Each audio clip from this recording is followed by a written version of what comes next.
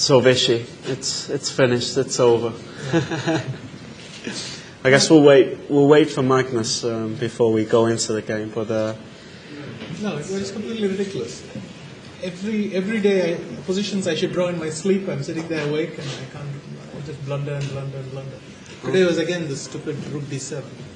Right. I just walked into b4. And after that, I have to play with this ridiculous knight on d3. Well, I lose a pawn, and the only thing I can say is this king d8 I was very proud of in the end. You know, here there were very mixed opinions about who was better. Well, the point is exactly rook d7, b4. After that, there's no doubt. Right. But any other move, I mean, king f8 or something. Black's basically. The point is, I've just cut my bishop off. Yeah. So after c4, my bishop can't go back to e8. Yeah. And that's all I've done. But actually here, even when the knight comes to d3, you know, in passing, Lev told me that he thought white was a lot better here. But then, you know, Kramnik thought, well, black's doing quite well, because if you can't round this knight up, then it could be a strength. That's the gift. Nobody seemed to know. I didn't seem to. I couldn't find a way to keep the knight. Right. There. I mean, king f1 e2 is a strong threat, and I'm getting into trouble, which is why I had to play this b5, rook a6 to stop c4, and then c5 and toss the thing. And okay. Well, I mean. So here, so at this point, you're looking for a way to pull this knight out. So somehow I played rook a6, and then I sacked a pawn and got some play, but. Like Hansray says, I didn't miss the train, I chased it away. I mean, it's completely unintentional. Right. Because I didn't want to be doing this, but I have to. Okay. But anyway. Do you know if are we being joined by Magnus? Yeah. Okay, right. Yeah. Okay. Yeah. Maybe I can just take you through the critical moments and then you can chat with Magnus later. Yeah, sure. I want to get back. Should we go through? So rook c7. Well, I suspect that I could probably keep my fortress without getting into trouble. But somewhere, if we just go through the moves, I'll take you to the interesting moment. So yeah. So you decided to change things on the king side here. Well, I have to because otherwise that king is just weak and I won't play. So the thing is, I wanted to go rook a7, rook h7, h4, gh4, rook h4, and get counterplay like that. Right. But let's just go to the time control. Yeah, this is just fantastic, this position. I mean, it is just very rich. Knight d5, king f7, knight takes b6. Knight b3, check, king e8. Basically what we did in the game, rook b7. Knight d4 check, takes, king d1. Just fantastic. So you were thinking for a long time here. Almost an hour, I guess. Yeah. No, because I couldn't see that, because there are many promising ideas for black. I'll just show you. So king d1. Now if rook d3, king c1, rook b3, now he plays rook a4, so I go knight e6, rook a8 check. We kind of stopped in the position after rook a4 then. Well, guys, we'll just stop for a moment. Could you welcome Magnus Carlsen?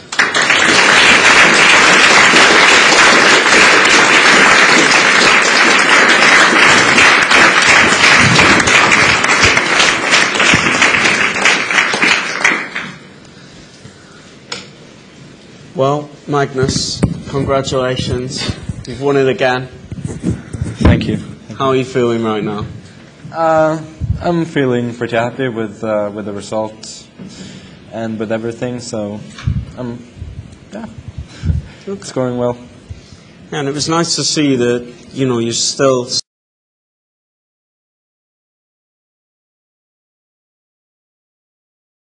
ambitious, even when you see the result in Kramnik's game, and you're still looking for ways to create something here. Yeah, but I didn't feel that the chances of losing were that high, so... Sure.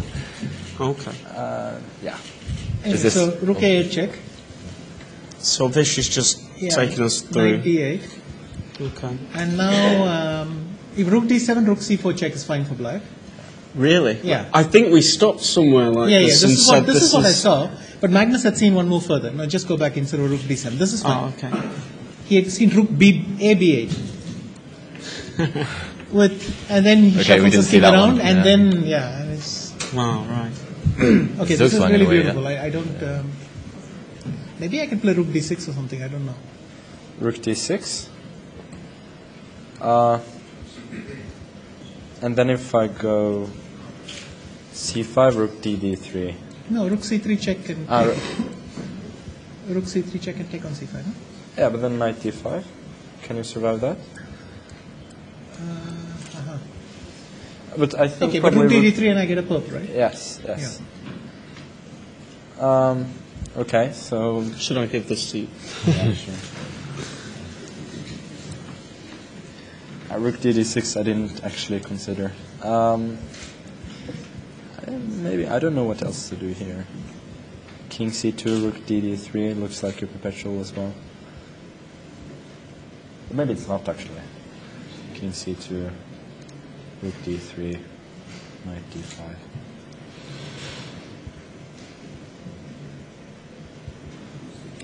Can black take on b7 now?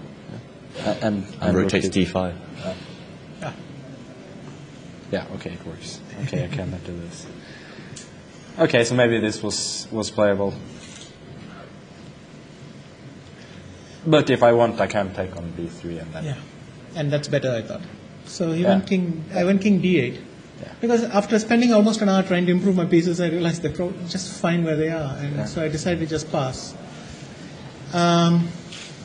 There is one very beautiful line which I've forgotten now, but basically I try to get some sort of perpetual going, but white goes up to f2, allows rook takes f3 check, then wanders back into the same perpetual, but at some critical moment he has king f3, the square.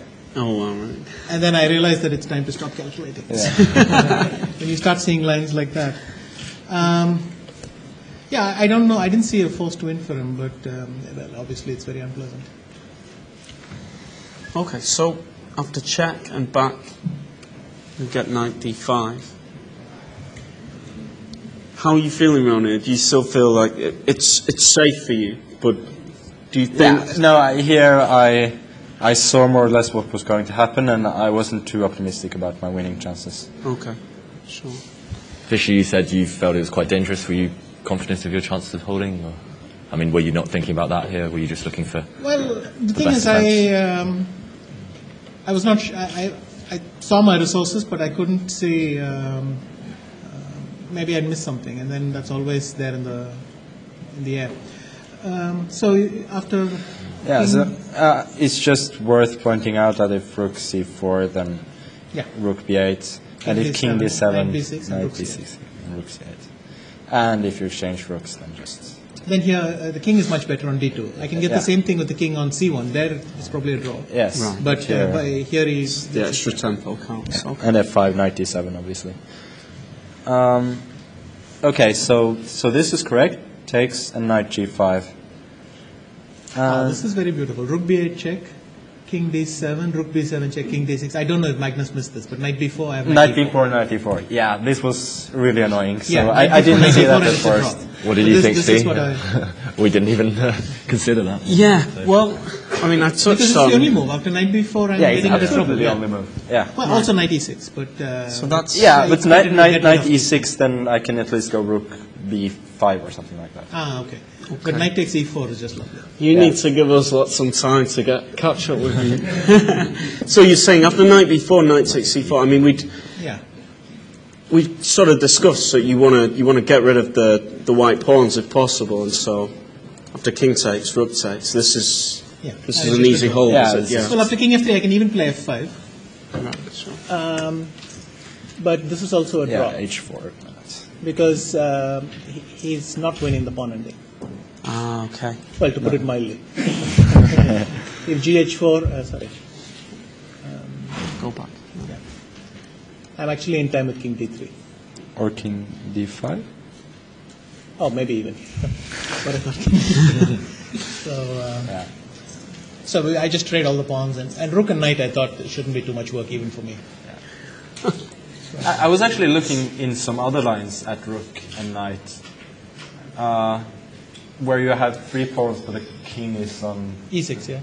No, the king is on e8. There was some very No, different sorry, the line. white king somehow, I take the last pawn on g3, but your king crawls to e6 or something. Yeah, yeah. Something like that. But I've forgotten which line that was. I think it was something like. Yeah, okay, never mind. Yeah. So, I mean, I didn't see what else to try here.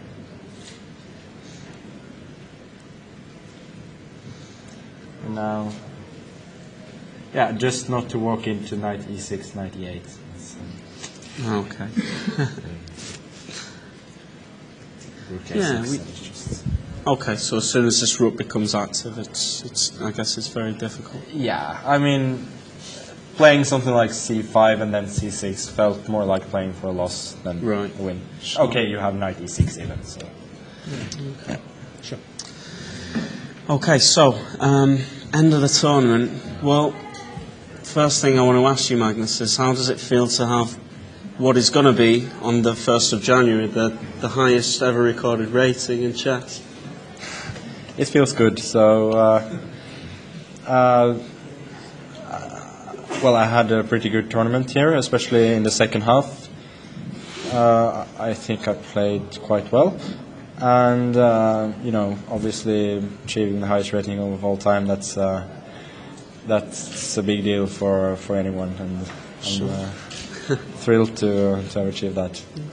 Do you think this is one of your best performances ever? I mean, Vladimir was saying that with +4 he'd expect to win most tournaments like this. Yeah, and, no, it's I mean, but in a way it's fair because last year he won with +4 and I had +3, which also usually would be quite sufficient for a shared first place. And this year he had +4, which, I mean, he had an amazing tournament as well. It's just, and even, you know, Mickey, if he had a little more luck in the last two rounds, he could have had +4 as well. So. No, it's been one of those tournaments where some of the players didn't fare very well. Yeah. I mean, Luke compared to the last 2 years had an unfortunate tournament, for example, and then somehow if you play well, you can win a lot of games. Some players are out of form. So what's next for you? Well, I'm going to have a bit of a break, and then I think it's approximately in 1 month. It's time to play again in Vacancy in Holland. Sure. So. And what about you, Vishy? Where are you next going to be playing? Basically the same. I mean, I will in about a month I'll play in Vacancy, and that's basically the next thing. And how do you feel the tournament went? I guess you'll be slightly disappointed with the overall outcome. Well, I would say it's more or less catastrophic. It was the same. It was the same last year, and it's been the same for a while. And I really had hopes that it would go better this time, but somehow they were not realized. And it seems to just go from bad to worse. The only thing I can say is that yesterday and today, I actually played fun chess, and maybe that's the kind of compensation. But otherwise, well, what can I say? Well, Vlad said when I asked him a little earlier, I asked him how long do you take to prepare for a tournament like this in a field like this, and he said, well, thought goes into it even maybe a year beforehand. And how much time are you guys spending for a super tournament like London or the candidates or whatever it may be? Will you put in a month's work beforehand, or is it more than that? Is it that serious? Well, for this tournament, I had a bit more than a month's break. Right. And while I can't say I did chess all the time, I managed to do a bit of work. But as you can see, work and results are two different things. So Magnus, you've broken this record. What are your next goals? I mean, will you be playing in the candidates? I'll be playing in the candidates, so obviously I hope to do well there. And, I'll just try to continue in the same way and have fun. And, it's been working out pretty well recently. Great stuff. Well, I mean, it's been so entertaining for everyone here. I'm sure, I speak for everyone and say thank you so much for providing the audience in London and the online audience with so much entertainment over the last 10 days. It's been an absolute pleasure for us. So thank you both very much. Okay, thank you.